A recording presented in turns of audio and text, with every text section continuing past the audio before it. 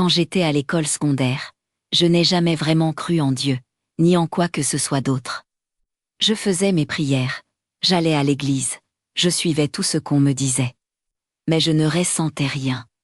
Même les phénomènes étranges que j'avais vécus dans ma maison ne suffisaient pas à me convaincre que le surnaturel existait réellement. Chaque année, notre école organisait une foire scientifique. Avec mes 2 amis, nous participions toujours. Mais cette année-là, sans aucune raison logique, nous avons choisi un sujet complètement fou, Satan. Nous sommes allés à la bibliothèque et avons rassemblé une énorme pile de livres. La bibliothécaire nous a regardés avec horreur.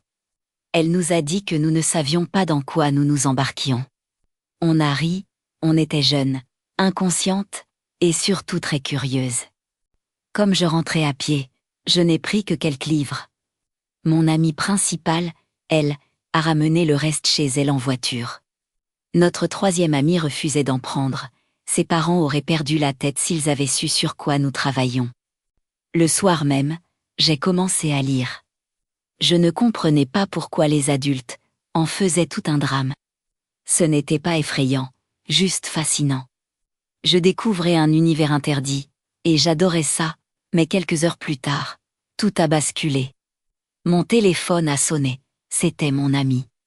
Elle criait tellement que je ne comprenais rien. Puis les mots sont arrivés, déchirants. Son frère venait de se tirer une balle dans la tête, devant sa famille et ses amis. J'ai senti un frisson glacial descendre dans ma colonne vertébrale, puis une douleur dans mon ventre. Quelques minutes plus tard, fièvre, tremblement, nausée. Je me suis retrouvée clouée au lit, incapable de bouger.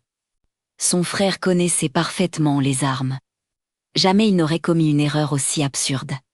Pourtant, on a raconté qu'il souriait juste avant d'appuyer sur la détente. Persuadé que l'arme était vide. J'ai été malade toute la semaine. Mais quand j'ai appris que les funérailles auraient lieu à l'église, quelque chose en moi m'a poussé à y aller. Mes parents refusaient, j'étais trop malade, mais je suppliais, je devais y être. Je ne pouvais pas l'expliquer. C'était instinctif. Finalement, mon père a accepté. J'ai dû m'asseoir au dernier banc, plié en 2 par la douleur. Puis le prêtre est entré dans l'allée, tenant un encensoir. Dès que l'odeur de l'encens a atteint mon nez, tout a disparu, la fièvre, les douleurs, la nausée. Comme si une main invisible avait balayé la maladie hors de mon corps. À cet instant précis, j'ai su, sans aucun doute, que tout ce que j'avais toujours balayé d'un revers de main existait réellement, le bien, le mal, Dieu, et quelque chose de plus sombre. Nous n'avons jamais fait ce projet. Nous avons rendu tous les livres sans un mot. Et depuis, je ne regarde plus jamais le monde de la même manière. Si tu veux continuer à explorer l'invisible, le dérangeant. Si tu veux entendre ce que d'autres n'osent même pas raconter, alors abonne-toi. La prochaine histoire pourrait bien te suivre jusque dans tes rêves.